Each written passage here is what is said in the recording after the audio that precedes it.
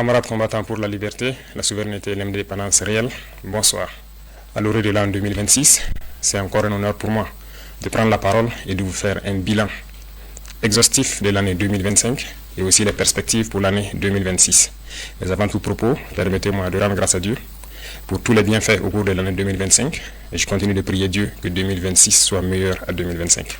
Permettez-moi également de rendre un vivant hommage à nos vaillantes forces combattantes, forces armées nationales, volontaires pour la défense de la patrie, forces de sécurité intérieure qui veillent jour et nuit pour que notre patrie reste et demeure debout. Je prie pour le repos des âmes de tous ceux qui ont perdu la vie dans ce combat contre cette barbarie. Et également, je souhaite prompt rétablissement à tous ceux qui ont été blessés physiquement, mentalement dans cette guerre. 2025 fut une année où beaucoup de projets ont débuté. Parlant du secteur de la défense et de la sécurité, ce secteur qui nous intéresse tant dans ce combat, beaucoup d'efforts ont été consentis dans le recrutement de personnel au niveau des différentes forces. Également, plusieurs formations ont été entamées au sein de nos propres armées de façon endogène, ce qui a permis de créer beaucoup d'unités spécifiques qui font un travail remarquable sur le champ de bataille. En termes d'équipement, il y a eu l'arrivée au cours de l'année 2025 de beaucoup d'équipements lourds, mais également des équipements stratégiques que nous n'avons pas voulu présenter. Cet équipement va se poursuivre et le renforcement des effectifs va également se poursuivre au cours de l'année 2026 et la guerre va continuer à s'intensifier et notre armée va continuer de monter en puissance. Plusieurs opérations ont eu lieu sur le théâtre des opérations. Nous retenons principalement une opération audacieuse qui a été lancée il y a 2 mois de cela, l'opération qui a été baptisée l'Almazga, en français, mur de glace. Cette opération audacieuse a permis à nos forces combattantes de se poser dans les sanctuaires de l'ennemi, là où depuis 5-6 ans, on croyait impossible d'atteindre, nos unités ont mis pied et ont reconquis ces zones. Ces opérations ont permis donc la reconquête de plusieurs dizaines de villages, en passant par la région donc de Nakambe, Napari notamment aux abords donc du barrage de Kompianga, en remontant par Namungu dans le Goulmou, en passant par Zegadega dans le Kulse, mais également la zone de Namsigia autour de Djibo et Toulfe entre Djibo et Titaou. Ces opérations ont été menées avec la plus grande audace et l'ennemi a été écrasé sur le passage de nos forces combattantes qui s'y sont installées et continuent leur progression au fur et à mesure. Les opérations vont se poursuivre jusqu'aux limites de nos frontières pour vaincre cette hydre terroriste qui trouble la quiétude de Burkinabé. L'armée va continuer à monter en puissance, les forces de sécurité intérieure également. Il y aura un petit changement qui va permettre au VDP de se projeter plus en avant pour appuyer les autres forces. Cette situation de conflit a également fait que nous avons malheureusement des personnes déplacées internes qui attendent toujours de rejoindre leur village. La reconquête se poursuit certes, mais au niveau de l'action humanitaire, nous avons entrepris un certain nombre de démarches au cours de l'année 2025, notamment en construisant des abris initialement pour ceux qui sont accueillis dans certains villages, mais pour ceux qui sont réinstallés, nous avons beaucoup d'efforts que nous avons consentis en reconstruisant des écoles, en faisant des fourrages, en aménageant des terres, et pour pouvoir les réinstaller et qu'ils puissent vivre dignement au retour dans leurs villages respectifs. Nous allons poursuivre cette tendance parce que nous ne voulons pas que nos populations qui retournent dans leurs villages restent dans l'assistanat. Nous voulons qu'elles puissent contribuer, qu'elles puissent produire et pouvoir vivre dignement. Voilà pourquoi le ministère donc, de l'Action humanitaire est basé sur les différents ministères pour pouvoir accompagner toutes ces personnes déplacées internes initiales au retour dans leur village, de pouvoir s'installer et avoir donc de quoi travailler dans leurs villages respectifs. Cette dynamique va se poursuivre d'autant plus que beaucoup de villages sont en train d'être reconquis à l'instant même où je parle. Chaque villageois qui se réinstalle doit pouvoir travailler et se nourrir lui-même. Parlant du domaine de la santé, plusieurs efforts ont été consentis. Il s'agit notamment donc de la construction des centres médicaux communaux qui ont vu le jour en 2025 et cette dynamique va se poursuivre. Certains sont en phase de finition, mais d'autres sont donc en début de construction. L'équipement de ces centres va permettre de rehausser donc le niveau de l'offre de soins au niveau de nos populations. Pour les centres existants, le plateau technique a été amélioré en termes de laboratoire, en termes d'imagerie. Ces offres de soins vont continuer de s'améliorer au profit de nos populations, mais également au profit donc des populations de nos pays voisins, parce que le nombre de patients venus des pays voisins a connu donc un accroissement considérable au cours de l'année 2025, dû principalement à notre politique de revoir à la baisse les coûts des prestations de santé. Nous allons poursuivre dans cette dynamique au cours de l'année 2026, avec la pose aussi des pierres de 9 centres de santé à l'image du centre de santé de Pala. Toutes ces infrastructures vont donc connaître un début au cours de l'année 2026. Dans le domaine de l'éducation, plusieurs projets ont eu lieu. notamment donc la mutation et la modernisation de nos structures éducatives, de constructions qui désormais vont aller en hauteur. Et donc il y a un projet pour que 2026 soit le début effectif de l'implémentation de ce type de centres d'éducation tout au long de l'année et partout sur le territoire national. Vous savez bien que nous sommes dans une mutation pour amoindrir un peu l'effet de l'enseignement général et mettre l'accent sur l'enseignement technique et professionnel.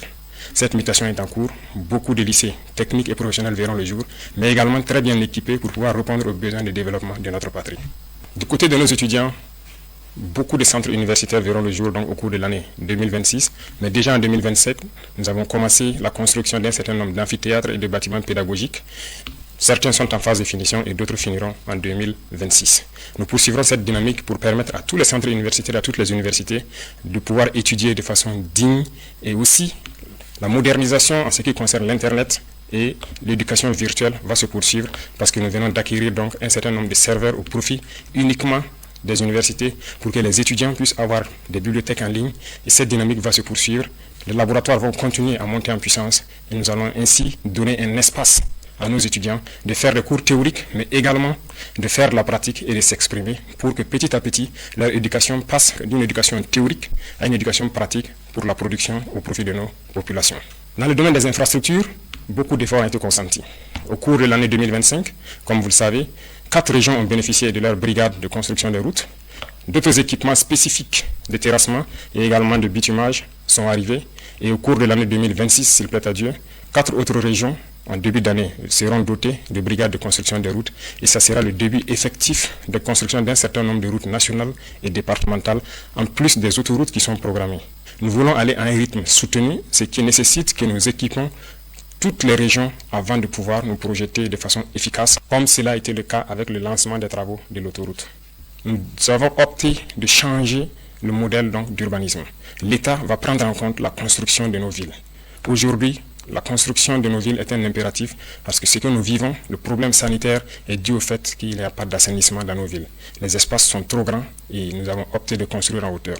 2026 verra le début de grands projets dans ce domaine d'urbanisation et de concentration des populations pour exploiter l'espace et pouvoir assainir pour que nos populations puissent vivre dignement et en très bonne santé dans des centres assez propres, côté environnement et côté sanitaire. Dans le secteur minier, 2025 a connu des innovations majeures. Il s'est agi pour nous de faire en sorte de nous approprier de nos ressources minières, ce qui a conduit l'État à d'abord s'approprier d'un certain nombre de mines en rachetant avec certains partenaires, mais également en se mettant à l'exploitation des mines tant industrielles que semi-mécanisées, à travers la création de la SOPAMIB. Également, les sorties d'or incontrôlées ont connu une baisse significative à travers la création de la SONASPE qui a permis d'avoir un contrôle tant sur l'orpaillage traditionnel que sur l'exploitation industrielle de nos ressources minières. Le secteur de l'énergie va connaître également une mutation en 2026 à travers la création d'une initiative. Une initiative qui va être axée sur l'eau et l'énergie pour permettre à nos populations de bénéficier d'eau potable partout où elles sont et également de bénéficier de l'électricité pour pouvoir vaquer à leurs occupations. Dans ce sens, nous avons entamé en 2025 un certain nombre de projets pour accroître l'offre d'énergie et aussi être indépendant pour diminuer les importations d'énergie au Burkina Faso.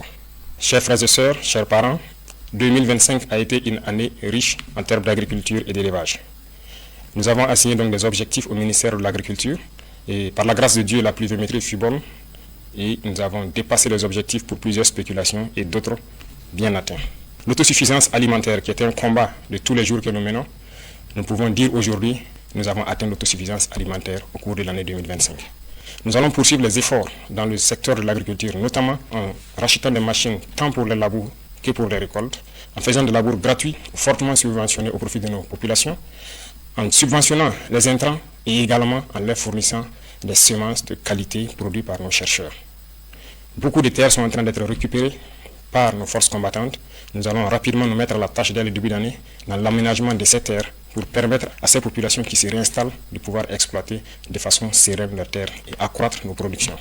Dans le même sens, nous encourageons tous ceux qui sont dans la transformation, à petite échelle comme à grande échelle, de poursuivre les efforts et tous ceux qui comptent venir dans ce secteur de rapidement s'y ruer parce que la production va continuer à s'accroître. Nous avons aussi créé l'ONBA pour que les retenues d'eau puissent être réalisées dans chaque village. Ainsi, il ne sera plus question de cultiver au bout d'une seule saison, mais nous espérons pouvoir cultiver 2 ou 3 fois au cours de l'année. L'ONBA est en train de monter en puissance et d'ici là, dans chaque village, nous espérons avoir une retenue d'eau pour permettre aux jeunes de vivre leur métier d'agriculteur et leur métier d'élevage. Beaucoup de vaccinations ont eu lieu au cours de l'année 2025, pour la plupart gratuites, pour d'autres fortement subventionnées, ce qui a permis donc de préserver des millions de têtes de volailles, de bovins, de caprins. La pisciculture est en train de monter en puissance avec les cages flottantes qui sont installées un peu partout sur nos barrages, ce qui est une très bonne expérimentation qui a fait accroître la production piscicole du Burkina Faso et nous espérons que 2026 puisse être une année au cours de laquelle nous allons être suffisamment outillés pour atteindre l'autosuffisance et arrêter un tant soit peu l'importation de poissons d'eau douce au Burkina Faso. Les efforts vont se poursuivre également dans le secteur de l'élevage en faisant en sorte qu'en stabulation pure, les éleveurs puissent bénéficier donc de cultures fourragères et également à travers Faso Goulougo de bénéficier d'aliments de qualité qui seront produits et contrôlés par nos chercheurs. Tout cela contribue donc à atteindre l'autosuffisance alimentaire, mais également à participer à la transformation de nos matières premières et en vue d'une exportation vers certains pays amis qui voudront bien s'approvisionner au Burkina Faso. Camarades, dans le domaine de l'économie, 2025 a été une année prolifique pour le Burkina Faso. Je peux dire, en macroéconomie, sans me tromper, que notre économie se porte très bien. En témoigne, lorsque nous faisons le test d'aller sur le marché régional des levées de fonds, nous sommes toujours au-delà de ce que nous espérons. Ce qui prouve la confiance des opérateurs économiques et de certains bailleurs africains au Burkina Faso. Nous allons poursuivre les efforts, tant dans le domaine des impôts, de la douane, mais également de la digitalisation des opérations pour diminuer le risque de fraude au niveau donc de notre économie. C'est dans ce sens qu'à partir de janvier, il sera lancé normalement la facture électronique certifiée qui doit permettre au commerce de pouvoir se faire sans corruption. Et cela permettra donc encore d'accroître les recettes de l'État et de pouvoir mener un commerce sain au profit donc de nos populations. Nous allons poursuivre les efforts dans le domaine de l'économie à travers une économie saine qui doit permettre à ce que les investissements soient structurants et continuent à diminuer les dépenses de fonctionnement au niveau de l'administration. Les efforts consentis au niveau de l'agriculture, au niveau de la défense et dans tous les secteurs des infrastructures, notamment en prenant en compte la construction des infrastructures nous-mêmes, permettent de faire beaucoup d'économies d'échelle. Dans le domaine de l'énergie et de l'eau, les initiatives qui vont venir doivent permettre également de faire des économies d'échelle et de pouvoir investir dans des secteurs structurants. Tout cela doit permettre à l'économie burkinabé de faire une avancée significative. En plus de cela, les ressources minières que nous allons exploiter par nous-mêmes maintenant doivent permettre en 2026 de faire un bond considérable en matière de PIB pour que le Burkina Faso puisse, dans un laps de temps, devenir une économie émergente à travers le monde. Dans le domaine donc de la culture, nous poursuivons les efforts, de sorte que nous revenons petit à petit à nos valeurs, à nos racines. Il n'y a que par cette manière que nous pourrons nous affirmer et développer notre nation.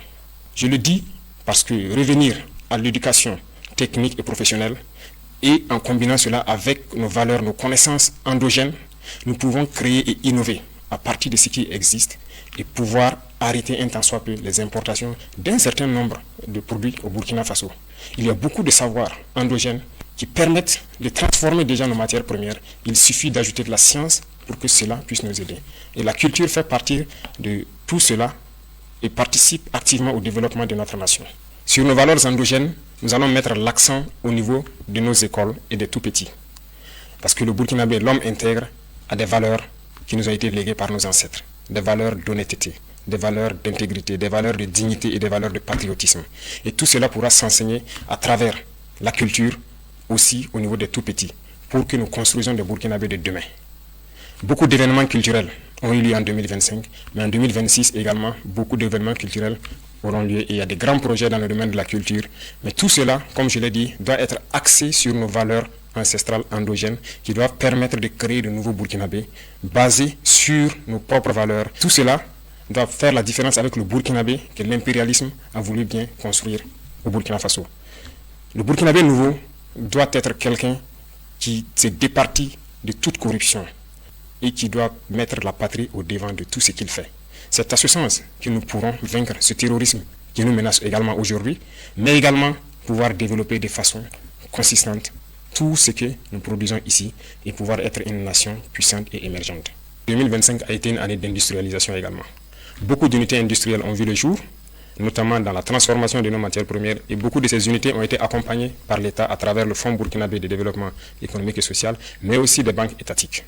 2026 sera aussi une année industrielle beaucoup plus importante parce que nous avons beaucoup d'unités industrielles qui seront prêtes au cours de l'année 2026, mais également, comme vous pouvez le constater, nous avons accordé des financements à certains privés à travers donc des institutions étatiques et certains fonds nationaux pour les accompagner à la création d'unités industrielles qui doivent transformer nos matières premières essentiellement. Nous avons fusionné les fonds en 4 grands fonds qui doivent permettre d'aider tous ceux qui veulent entreprendre et qui ont un minimum dans le domaine principalement de la transformation et aussi de l'agriculture. Ces domaines sont très importants pour nous parce que c'est en produisant et en transformant ce que nous produisons que nous pouvons devenir une nation puissante. Et donc l'État, en transformant ces fonds, veut avoir une marge importante pour pouvoir aider tous ceux qui sont du privé et également les entreprises nationales, étatiques, qui doivent émerger en 2026 pour que cette transformation de nos matières premières soit une réalité. Également le domaine du coton, qui autrefois était exporté brut, la première unité industrielle sera prête en 2026 et nous allons continuer avec d'autres unités industrielles pour transformer notre coton. Ceci dit, tout ce qui est matière première que nous produisons, nous allons essayer autant que possible d'installer des unités industrielles pour la transformation et 2026 sera une année où nous allons avoir un budget important à injecter au niveau des fonds pour aider tous ceux qui ont des projets structurants dans ce domaine. Dans le domaine du sport, nous avons investi beaucoup à travers donc, le Bureau national des grands projets, également à travers le ministère au cours de l'année 2025. Un stade est en construction à Bobo-Dioulasso et qui doit finir en début 2026, mais également à travers toutes les régions, nous comptons créer des espaces pour permettre aux jeunes, premièrement de faire du sport pour rester en bonne santé, pour faire en sorte que notre jeunesse ne soit pas oisive. Cela contribue à la santé physique, mentale, mais également à la productivité de la jeunesse dans notre nation.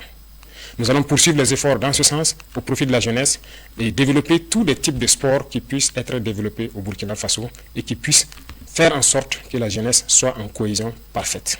À toutes les équipes qui représentent le Burkina Faso à l'extérieur dans les compétitions internationales, nous leur souhaitons plein succès pour 2026 et particulièrement les étalons qui aujourd'hui défendent les couleurs nationales, nous leur souhaitons plein succès jusqu'à la victoire finale. Camarades combattants, le domaine de la justice est un domaine qui nous tient à cœur. Aucune nation ne peut se développer dans l'injustice. L'injustice crée des tensions, crée des conflits et crée donc des problèmes au sein de la société. Voilà pourquoi nous nous sommes attaqués à ces phénomènes et nous avons restructuré totalement la justice au cours de l'année 2025. Cette restructuration va se poursuivre à travers donc le nouveau format du CSM qui intègre des personnels non magistrats, mais également nous voulons transformer totalement la manière de faire la justice.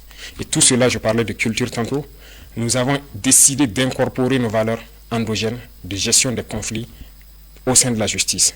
C'est ce qui donc a permis de prendre des textes pour intégrer donc la justice traditionnelle, c'est-à-dire le mode traditionnel de règlement de nos conflits.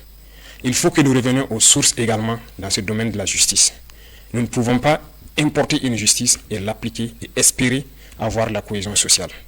En intégrant donc nos valeurs ancestrales et en intégrant les personnes ressources pour le règlement de certains conflits, nous pensons que nous pouvons créer un espace de cohésion sociale fiable.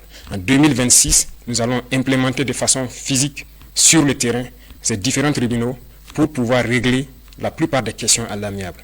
Également, nous avons initié en 2025 le fait que les prisonniers puissent sortir, participer à la construction du pays. Ce n'était qu'une initiation. En 2026, nous allons faire en sorte que tous les prisonniers puissent connaître une reconversion. Au lieu de dormir en prison, nous allons faire en sorte qu'ils puissent participer, apprendre des travaux et se réinsérer dans la société. Cette nouvelle façon de voir la justice permet à ce que personne ne reste en marge. Tous ceux qui voudront construire le pays auront leur mot à dire. Que vous soyez libre ou en détention, nous ferons en sorte que vous puissiez participer à la construction du pays, et vous racheter et revenir dans la société. Les efforts vont se poursuivre au niveau de la justice, dans la digitalisation également de tous les actes, de sorte que les usagers n'aient pas à se déplacer forcément vers les tribunaux qui se retrouvent généralement dans les centres urbains et qu'ils puissent rester de là où ils sont pour pouvoir avoir accès à une justice équitable et à tous les documents donc, que la justice peut délivrer. Parlant de digitalisation, c'est un secteur qui nous tient à cœur parce qu'aucune lutte contre la corruption n'est possible sans digitalisation. Nous avons fait un pas énorme, mais beaucoup reste à faire. Nous avons un programme pour les 5 ans à venir où nous devons quitter une situation précaire pour être un modèle. Déjà, le Burkina Faso a pu acquérir ses premiers serveurs de data centers et des grands data centers sont en construction, ce qui permettra à nos ingénieurs de concevoir des applications sans crainte et de pouvoir les héberger sur place. Avant, nous importions des applications que nous ne maîtrisons pas, mais aujourd'hui, la plupart des services au sein de l'administration sont en train d'être dématérialisés et tout cela, c'est grâce à nos ingénieurs informatiques qui font un travail remarquable pour que l'usager n'ait plus à se déplacer vers les services pour forcément avoir accès. De son poste, il peut tranquillement avoir accès à certains services. En plus de tout cela, nous sommes en train de mettre en place des maisons du citoyen. Et les constructions vont démarrer en 2026. Ces maisons seront donc installées dans beaucoup de chefs-lieux de province, mais également nous irons jusqu'au département pour faire en sorte que quiconque ne maîtrise pas l'outil informatique puisse aller dans ces maisons, trouver des Burkinabés qui vont les aider à avoir accès à tous les services à travers les plateformes qui seront installées sur les machines dans ces maisons. Cette digitalisation va se poursuivre et la modernisation de l'administration également va se poursuivre pour nous permettre de lutter efficacement contre la fraude et tous les abus qui puissent exister au sein de l'administration. Chers frères et sœurs, chers parents, vous avez pu constater qu'au cours de l'année 2025, nous avons dû faire donc les états généraux au niveau de l'administration territoriale. Ces états généraux ont conduit donc à des conclusions que nous avons exploitées et également donné une vision, ce qui a conduit donc à modifier le code des collectivités territoriales. Ce code a été modifié pour nous permettre d'avoir une nouvelle architecture. Certes, le redécoupage régional a évolué, mais la fonction des collectivités territoriales doit évoluer également. Parce que le développement ne se fera pas uniquement dans les villes. Le développement doit partir des villages. Et pour cela, il a fallu donc que nous touchions ce code. Nous allons installer des PDS avec des missions assez claires qui seront évaluées et suivies par les préfets, de sorte que tout ce que nous avons comme vision en matière de développement, comme je l'ai cité tantôt, puisse commencer au niveau des villages, impliquer tous les villageois, et ils seront notés et évalués en fonction de ce qu'ils vont faire dans les différentes collectivités. C'est ce qui a amené principalement au changement donc, de ce code, et 2026 sera l'année où nous allons implémenter réellement sur le terrain ce nouveau code des collectivités. Au niveau de l'administration territoriale, beaucoup de choses ont évolué, en ce sens que l'administration déconcentrée n'était pas administrée de façon efficace pour connaître qui exactement est à son poste. Le manque de ressources humaines a fait en sorte qu'il y avait un gros manque à gagner. Nous avons fait une évaluation au cours de l'année 2025 et nous nous sommes rendus compte que beaucoup de fonctionnaires fictifs existaient ou des doublons existaient. Le recrutement récemment, au cours de l'année 2025, de beaucoup donc, de personnel de ressources humaines doit permettre de les envoyer au niveau donc, régional pour ainsi faire en sorte que tout agent qui est affecté doit pouvoir travailler et contrôler à partir de la région. Et là, au niveau national, nous avons l'assurance que le service pour lequel il a été envoyé est rendu aux populations au moment donné. Cette modernisation va se poursuivre parce que ça doit s'accompagner d'une digitalisation. Du côté de la diplomatie, le Burkina Faso rayonne. Le Burkina Faso a allumé une lumière et cette lumière doit rester allumée pour toujours. Nous rayonnons à travers le monde et notre diplomatie est très active. Des changements auront lieu certes pour réorganiser le dispositif diplomatique à travers le monde entier parce que la géopolitique nous l'impose et cette réorganisation a déjà commencé en 2025 avec un certain nombre de réajustements dans le traitement donc, des diplomates, mais la réorganisation spatiale à travers le monde entier aura lieu en 2026. Nous allons rediriger notre diplomatie en fonction de la géopolitique actuelle qui vient notre pays. Le Burkina Faso est un pays ouvert pour tous les partenaires, sincères, respectueux de notre souveraineté, de notre liberté et de notre dignité. Mais le Burkina Faso ne permettra à qui que ce soit, aucune puissance, de pouvoir nous imposer ce qu'elle souhaite. Voilà pourquoi nous devons continuer, partout où nous sommes, à faire en sorte que le drapeau du Burkina Faso flotte avec dignité. Et ceci, pour m'adresser à la diaspora, que je félicite pour ses actes patriotiques, qui continuent de faire rayonner l'image du Burkina Faso à l'extérieur, de continuer à rester patriotique et intègre. Parce que lorsqu'on parle du Burkinabé, nous devons entendre l'homme intègre, l'homme digne, et c'est ce que nous voulons au niveau de la diaspora. Et les encourager à travers donc l'organisation au niveau du Haut Conseil de Burkinabé de l'extérieur à revenir investir au Burkina Faso leur patrie. et nous leur ouvrons les portes et nous allons mettre tous les mécanismes en place pour qu'ils puissent revenir et investir de façon sécurisée. Au niveau confédéral, le Burkina Faso poursuit sa contribution au niveau de notre espace commun qu'est l'AES. 2025 a été une année où on nous a confié une lourde responsabilité de conduire la destinée de la Confédération. Nous avons pris cette responsabilité et nous avons promis de faire en sorte que l'AES rayonne à travers le monde entier. Et nous allons tenir notre parole. Et ceci, nous demandons à tous les Burkinabés de faire en sorte que cette mission qui nous a été confiée puisse être donc conduite avec succès. Nous allons poursuivre les efforts de coopération, d'amitié avec tous les États, comme je l'ai dit, respectueux de notre souveraineté et faire en sorte que l'intérêt des peuples prime sur les intérêts au niveau politique. Camarades combattants pour la liberté, je tenais à féliciter tous les acteurs, qu'ils soient du monde, de l'éducation, de l'agriculture, des infrastructures, du monde de l'économie, les agents de la santé, nos vaillantes forces combattantes, pour tous les efforts consentis au cours de l'année 2025. De continuer à mouiller le maillot, comme on aime le dire, à se sacrifier, à se donner corps et âme pour le bonheur de notre population. Car la seule chose qui importe pour nous, c'est le bonheur de nos populations. Tout acteur de l'administration doit avoir cela en tête et faire en sorte que ces actions quotidiennes contribuent au rayonnement de notre patrie. À tous ceux-là qui communiquent, qui combattent l'impérialisme à travers la communication, je les félicite et je les encourage à redoubler d'efforts. Parce que toutes les guerres de l'impérialisme commencent d'abord par la communication. Et pendant les guerres, la communication fait la différence dans les batailles. La communication est un maillon essentiel, est un maillon névralgique pour le succès des opérations. Poursuivez votre effort de communication, poursuivez votre effort à faire en sorte que leur désinformation ne puisse pas toucher nos populations. Je vous félicite parce que vous avez fait beaucoup d'efforts ces derniers temps en prouvant aux yeux de tout le monde que le Burkina Faso est debout. Et quand je parle d'acteurs de la communication, je parle du monde de la presse, qu'elle soit privée ou publique, et de tous ceux qui œuvrent à travers donc les médias sociaux à montrer une image saine du Burkina Faso.